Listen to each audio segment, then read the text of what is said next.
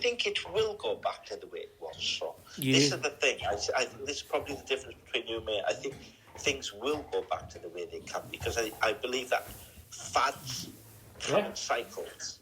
And you see, I could write a whole book on this whole subject of society and how it's changed and the dynamics of a society and whether it's politically correct or not, or whether it offends people. And this is another thing. We've become such a nice and polite society that, you see, unfortunately, you cannot get truth or subjective truth, because all our truths are subjective, right? You cannot get opinions without offending. And you have to offend sometimes to get truth from people, because otherwise everyone wants to agree and be nice. And you can't have a discussion, debate, an intellectual debate without differences of opinions and thoughts, because that's how we bloody grow, through uncomfort. And by pushing to the edges of someone's thought process to really see what's making them tick and what makes them believe in this. And so we were tallying on this idea, and I give you an example. In 100 years, male testosterone levels have dropped by 300 points. Mm-hmm. It's 300 times less than it was 100 years ago. Right. And Nietzsche in the 1890s, the wonderful philosopher Nietzsche wrote that we would come a time when the woman would become the man and the man would become the woman. And that was in the 1890s. Nietzsche was one of the greatest psychologists and philosophers in modern world history, right? It's like, it's no coincidence. George Orwell wrote about this in 1984. Aldous Huxley in his Brave New World also wrote about this, right? It's like, it's bloody clear. And now we have the metaverse and virtual reality, and this is the reality we've come to. And I don't know, you see, there is two types of people. There are those who gain experience, the intellectual types who gain experience through books and now everyone can get experience through the internet. And now we have a whole array of what we call YouTube trainers. They watch a few videos, they'll train dog sitting, and it's like, okay, well, I've become a trainer, right? And we call them the YouTube trainers. Gene England, one of the first men to invent table training, talented guy, innovative, creative, those things are long gone now. And he created something, and then it got onto YouTube, and everyone across the world was putting dogs on the table, and they didn't even understand the philosophy and reason behind putting a dog on the table. And you see, now they're doing it, and you say, well, why are you doing it? Well, this is table training, but what is the principle? Well, I don't really know the principle. Or what they will do, because their egos want to remain intact, is make something up. This is the reality we have, and unfortunately, there are loads of experts, but unfortunately not lived through experience. And it's a whole different world when we discuss what is lived experience. And there was a time when we were judged on lived experience. Our work spoke for itself, not just the marketing or the friendship circles, or because I'm liked by everyone. So I think that but as I say to you, I think that it's no coincidence that the death of the working dog, the emancipation of dogs, the humanization of the dog has all come about because I think, from my own opinion, I think less and less women are having children in modern society. Women are having children maybe in their 40s. And you can't take away the very ethics of human nature, of the male and the female, right? I mean, then we can go into a whole different kettle of fish, and we can go into, a whole multitude of nuances and differences of transgenderism and everything else like that. And, so there's a whole multitude of different things that this can open up, a whole catalyst of different topics, and people get triggered, and warnings and then, oh, well, I don't feel like this, I feel offended. Well, this is what happens, right? It's all about the emotion. Yeah. And we never had time for emotions before. There was no time to feel sorry for yourself. It's No. like I see more men in their 40s now on medication for depression. I see more young boys in school with ADHD and being prescribed drugs. Teachers, the very last bastion of children's education and safety and to protect a child was the school, prescribing them pharmaceutical drugs. I mean, unfortunately, this is the reality of the society we live in, right? It's a reflection on the working dog. Are we in a minority, son? Are we able to balance common sense with progressive thinking, or what is termed as progressive thinking? Are we archaic? Are we Neanderthal? Or are we just realists and we see nature for what it is?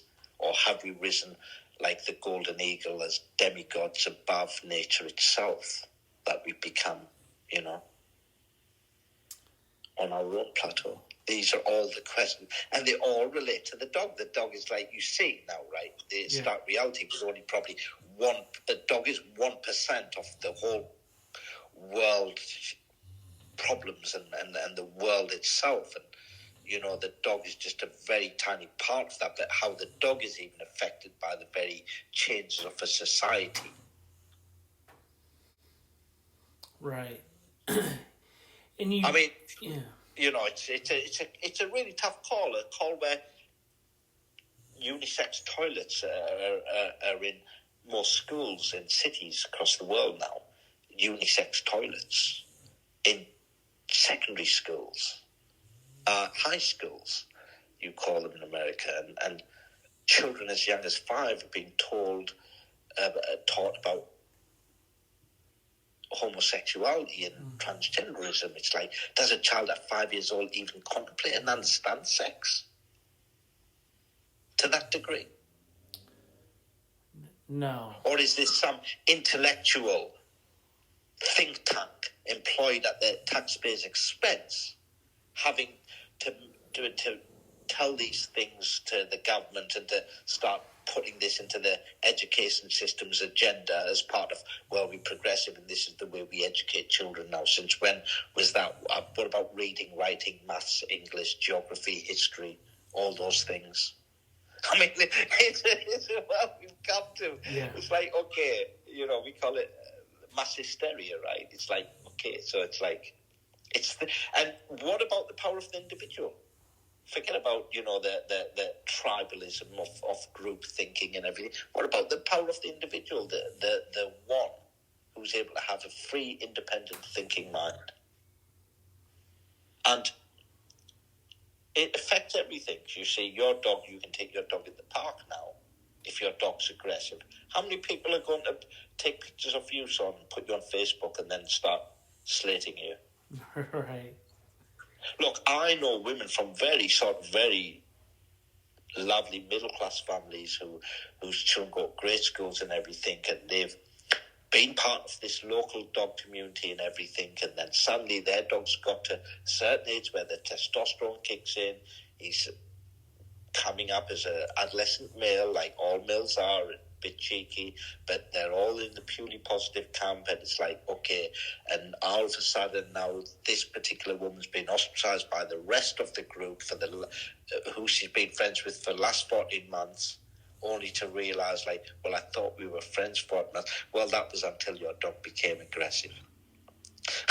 And now we don't want no part of you. But you can't correct your dog or say no, because that's cruelty to the dog and its emotions and its feelings. Yeah. And you brought up a point a little bit back, was that we don't discuss these things on an intellectual level. We don't iron out our philosophy because we're afraid of being wrong. And we can hold two different opposing ideas and still come to a positive resolution. You know what I mean? Yeah, absolutely. And you know what it is as well? We can have a grown-up intellectual conversation with opposing points of view without being angry or upset with each other. Because what we do is we learn from each other. We see points of view, and this is true education, right? And you don't have to go to university to have this discussion to be able to take in points of view and differences of opinion, and because it's all subjective, and this is how we grow and we learn, and this is true education, and this is about having a debate without feelings and emotions, which is what people tend to do nowadays, and this is the problem. It's like, okay, I shut you down. We don't want to have this discussion with you no more. It's like, okay, this is my point of view, and that's it.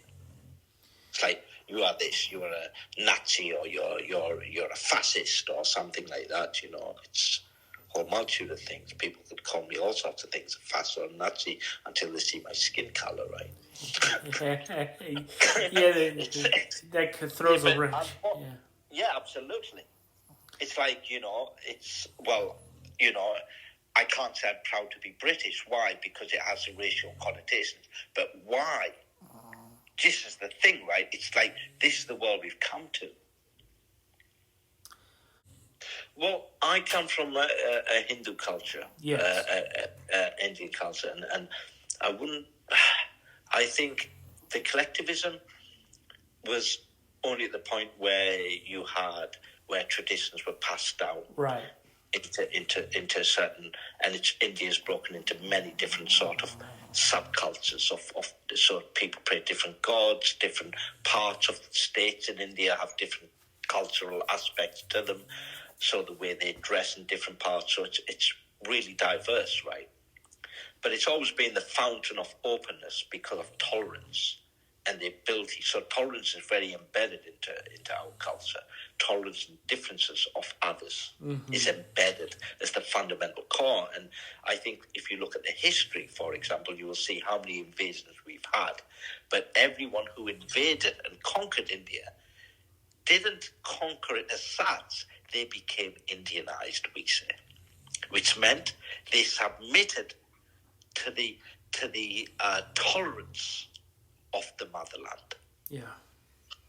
And that, I think, is a very beautiful and poignant note to discuss, because it shows you through tolerance and through understanding of others, we're able, but to maintain our individuality as such, and say, this is the way we do it. We respect your points and opinions, but this is our thought process.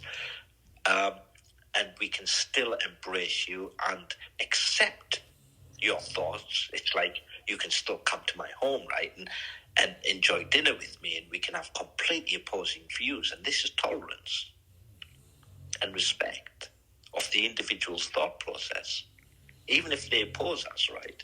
And I think this is fundamental. And I think, the working dog versus the Puritans of pure breeds, right? It's like you can have both, but the problem is we don't want both, and therefore you shouldn't exist because you're going to ruin the breed, which is what most purists of pure breeds would say. Well, how do you know we're going to ruin the breed? And this is a lack of education, so it's lack of an intellectual mind, a small-minded and very petty, narrow-minded view, my thoughts. And, I from what I hear from you, I think you're a very broad-minded and open-minded person, and I think those traits are very rare nowadays, and I think it's very warming for me to hear that anyway, from my point of view. No, absolutely, and I feel the same. For me, it's one of those things where I can take from different. Listen, I'm only on the peripheral of the working dog world. My connection to the working dog and sport world is talking to real intellectual experts like yourself. That's where I get your perspective and your ideas. and then I also talk to people that are in the pure conformation show world, and I think there is, as we talk, there are some very similar mindsets. We can all say that the show Labradors are losing their proper look and function that a field lab has. So we all see that. We all know that's the downside of the show world. But there is a lot of similarities and a lot of people working towards similar goals. So yeah, I think that I don't want to be closed off to either one, and I don't want either side to affect my learning process. And so, like, my favorite professor had all these strikes against him as far as my bias. He was Jewish from the East Coast. He was a communist. And him and I got along swimmingly because we both sharpened our intellectual abilities to defend our opinions, but also learn that we had a lot of things similar, right? And so I enjoyed going to his class every day, knowing that I would disagree with 90% of what he would say. And I think, Sean, for me, probably the most stimulating conversations are those who don't reinforce my opinions, but challenge them. Yes.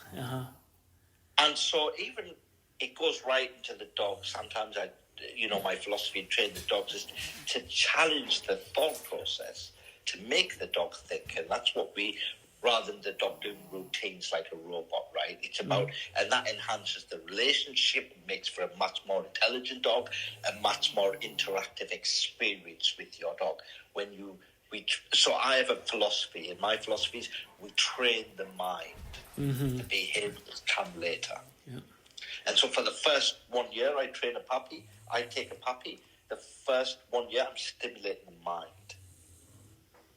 And to open up the mind and to different variables, different exposures, different everything else. And, this for us is absolutely critical. So I suppose, and you see how even through our own thought process, it now spills out and bleeds out into our dogs. And so we always say a dog is a reflection of its owner. So sometimes I can walk in the local dog park. I know someone's mental state of mind through the behavior of their dog. Right. Yeah, it's clear, right? It's really so. It really is. And the thing is, it's when people, you see, this what happens. You can spend 20 hours on the internet Googling and getting all differences of opinions, and that's the beauty of the human. We all have opinions, just like everyone's got an arsehole. Right. Everyone's got an opinion. However, it is only through the lived experience and interaction with your own dog, and take yourself away from all the different opinions, are you able to have your own opinion about what you're seeing and believe in the opinion of what you see, because what you see is real. If I look at the sky and it's blue, I know it's blue, right? I don't need to question it or Google it. Right. Yeah. And this is the thing, and so I think, like, I believe in the power of the individual, and I believe everyone has high intelligence. I think the ability to use that high intelligence has probably become lessened over periods of time through what I call a progressive society, because we are being people are being groomed to believe that no, you don't need to think about it. You can just pay for that information or just read about it online. And it's like, well, I don't need to Google the sky is blue. Right. And it's like, what I see is what the reality is. Like if I walk past another dog and my dog's with me and its hackles go up and it's a little bit, shifty, there's a little bit of fear going on there, right? Mm-hmm. Unless it's like 1 or 2% of dogs that naturally have this sort of genetical weakness of having the hackles up, because that could also be genetical. So, then but that's an anomaly, right? That from the best case scenario, usually there is something underlying there going on that is factual. Like it's a little bit frightened. And so all those things is just common sense. And I think what's happened is we've started to question our own common sense. And that's why I always say in the way I train clients is like, believe in you, the individual. Like, forget about everyone and forget the world exists and just look at you and your dog and that relationship and enjoy that relationship and get the best out of it, because that's what it was all about in the very beginning. It wasn't that you could extend your social circle and make lots of friends and everything, and because most of those friendships usually are synthetic. It's not all the time. Certainly, people have met each other and married when they've been in the dog parks, and there's been beautiful relationships that have flourished, right? And that interaction. But predominantly, you got the dog because you wanted a companion. You wanted to have that friendship with this four-legged creature. And dogs are amazing friends. Mm-hmm. When that relationship is right, right? You know, but it can also be testing as well, right? Just like having children is testing. Yes, yeah. So it's the same principle. Right. It's like, you see the children go through stages, dogs go through stages. We're so similar, humans and animals. And this is the sad thing. We've risen above nature. And I think that's been a fundamental sort of error in modern society. Yeah, that's a whole Pandora's box as far as technology and the human mind starting to become one. But we won't dig into that rabbit hole. But as far as, I have a question, and it might be obscure, so bear with me. So yeah. Let's say I have a Presa, and this is a training question. So I have a Presa Canario, and I say I want you to help me build this dog's obedience and ability to not be a mouse, but not be a lion on every occasion. And I want you to build more of the defensive drive with this dog. What would you do for me? And I have a second part to this question as well, but I'll let you answer. Could you work with me? Is that a mindset that doesn't really correlate to anything? Go ahead. Well, I will say something, and some of my peers might agree with me and some might not agree with me, but there's a reason why I do it in this philosophy. I fundamentally believe in protection work. It's not a game. Mm-hmm. The dog has to have the mindset, the determination, the intensity, and intention to want to damage and hurt somebody. Mm-hmm. And that, for me, it's not a game. So I prefer for myself to work my dogs in defense from the beginning. Like, I can play with the dog with the ball or even a flirt ball, I think, but that's not protection work. That's completely the opposite. It's nothing to do with protection work. Mm-hmm. You know, it's completely different. And so, but that's all about grip development. Grip development has nothing to do with protection work. Protection work is what? Protecting the owner or protecting something through forward active defense. Mm-hmm. So when you... And so, yeah, absolutely. So, yes, I agree with you. Yes, I could work with you if you wanted a dog. But, you know, there is prey and there is defense. And what you need is what I call balanced drives. And protection work should be about balanced drives. Mm-hmm. And most of the dogs you see on IPO fields now, a lot of the judges were scoring for high prey drive, right? And you could tell by the behaviours, you were getting really nice bark and hauls, but it was a more yapping, but it was consistent.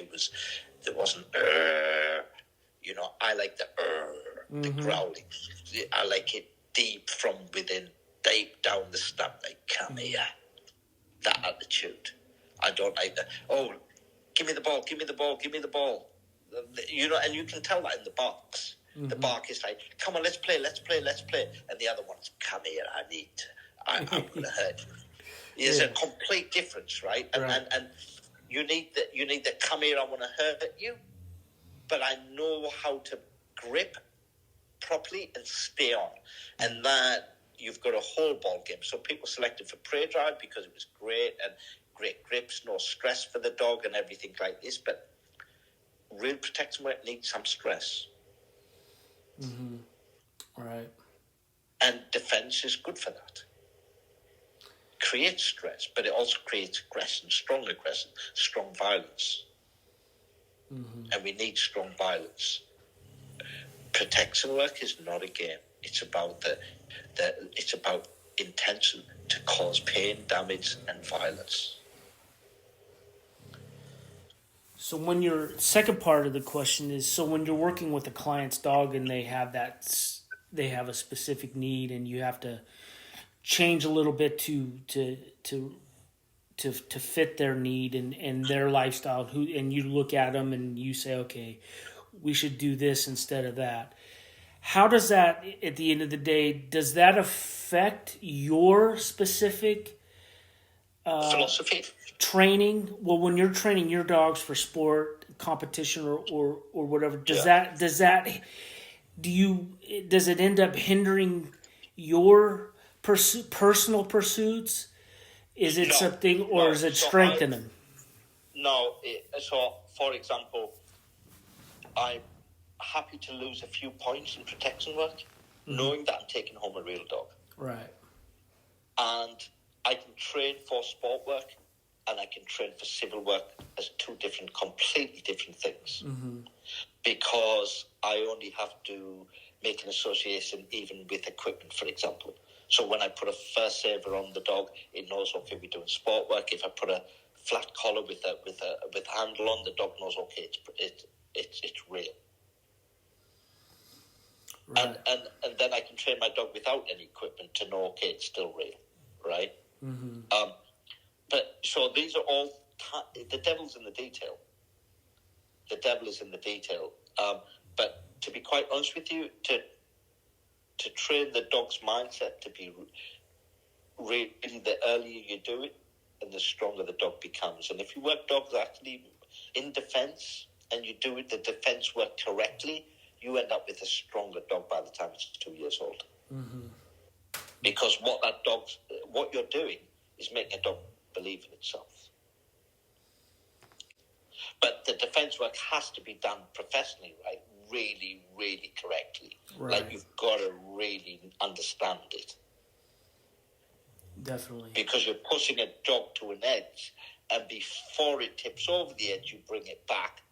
And that gives the dog dopamine, hope, and that intensifies, and that makes the dog even more bullish because it becomes super confident. It's like the kid, right, who gets in the boxing ring and you can't give him a spanking like 3 or 4 times because the 5th time, he's not coming back to that gym. Yes, yeah.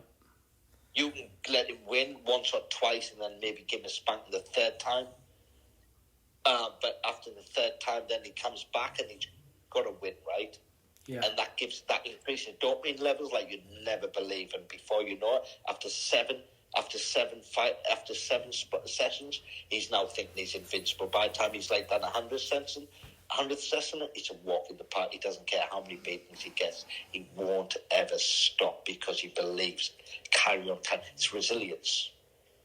It's the same mindset that makes a Marine.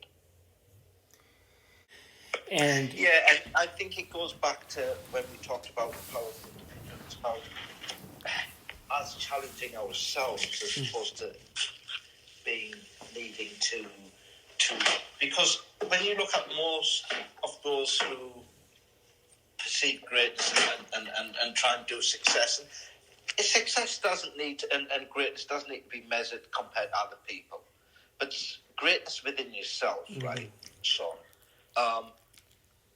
it's about always trying, like you reach one goal, it's like, okay, so now I must go push harder because it's not enough. And sometimes you got to have you've got to be your own critique sometimes. Right. And you've got to be your own critique. And I think sometimes there's nothing worse than complacency and starting to think too highly of ourselves. Mm-hmm. I think there's a danger. And I think that's the human ego.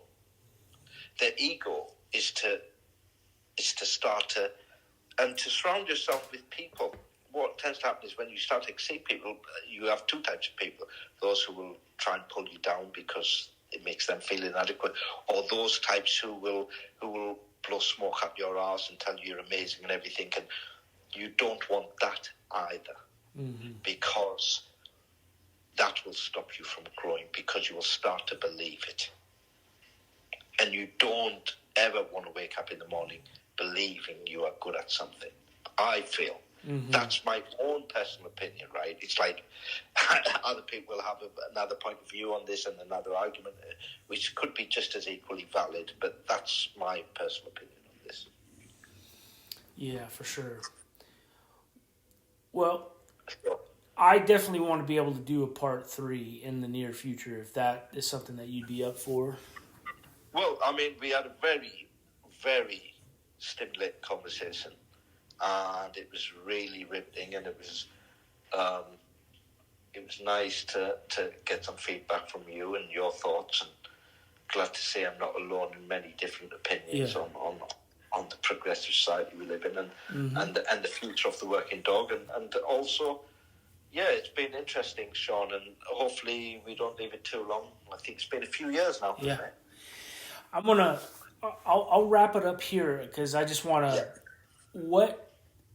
what are some of the positives that you see in the future for the Boerboel specifically? There's always positives, right? Because it's going to take, you will at some point get 1, 2, maybe 5 individuals who will at some point say, you know what? My clients need a dog that they can go for a run with, go for a jog with, have a healthy dog that lives 12 years, is able to get up, doesn't have aches and pains or arthritis. And there is going to come that time, but I believe everything comes in cycles. Like, you know, we had the 60s and the film genre of the 60s, and then you've got this political correct thing now where, you know, you've got to have what we call token actors in different roles because it satisfies the political correct and everything. That's going to go into another cycle in another period of time. So you're always going to get that. So, yeah, of course, I'm an eternal optimist, and I believe that it will at some point change the face of the Boerboel. It's just inevitable it's going to change because at some point people are going to say, I need a healthy dog. Yeah. I need a healthy dog with low maintenance. And you know, they will get that in the Boerboel eye, but I think it's going to take very active and conscious people to make this happen, and very strong, resilient people, right? Because you're going up against a crowd.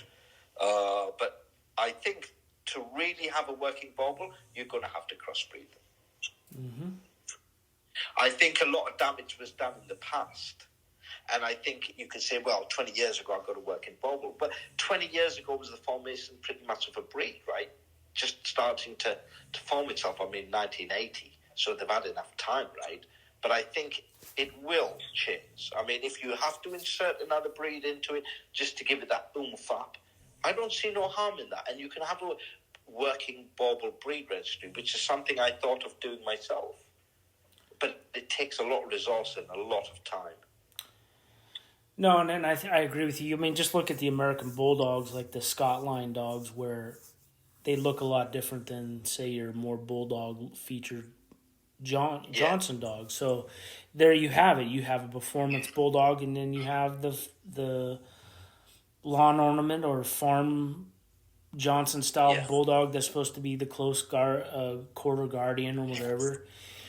And they look completely similar, but they're different. Then you see, you know, one's sleeker and has more of an athletic build and everything. What you talk about, and I'll leave it here, Abby, I promise. You talk about the Ridgeback.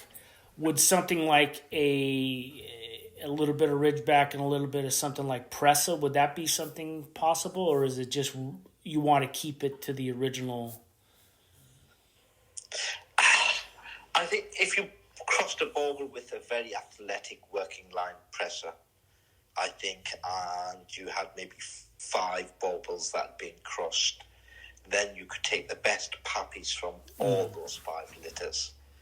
And then after maybe 1 or 2 generations, and you keep working them, you might start to see something start to come out good. But you know how genetics works. Genetics can skip 3, 5 generations, and then you get an anomaly there, and you're relying a lot on the decency and honesty of a breeder to say, this is what I've got, and the culling of those puppies, because you give them to another home, right? At some point, somewhere, you never know where you're giving those puppies. And the pit bull men used to just be very simple. They'd cull them. In the old days, even with the Rhodesian Ridgebacks, they would cull the puppies so that ridges were not formed on the puppies. Mm-hmm. They wouldn't rehome them or rehouse them. No, they wouldn't. Yeah, for sure. And, and this is where emotions have to be detached. Mm-hmm. It's tough love. Right. The Spartan culture was the Spartan culture for a reason. It was detached. Mm-hmm. It was rigid, and the dog world used to be like that. The working dog world was very rigid, very strict, very without emotion. And this whole play on emotion, I don't know. So, we could have a world war and someone could the modern man now would say, well, I didn't really like the breakfast this morning because I'm lactose intolerant. So maybe we should start killing each other next week because I just need to get over this and I'm not really feeling it today. Yeah. And these things. This is the reflection of the modern society, right? And it's unfortunately it out into the dog world, and this is why we don't have the working dog like it should be, and this is why we're having these open discussions now when it wouldn't have been. And I'm sure that and it's not about everything at this place. Everything's about balance, right? Right. So too much of going one way of extreme, unemotional, can be damaging and dangerous. So you need a little bit of human emotion there, because after all, that's what makes us human, right? Right. And so it's a balance, but when it tips either way, it can be dangerous. So. Right, for sure.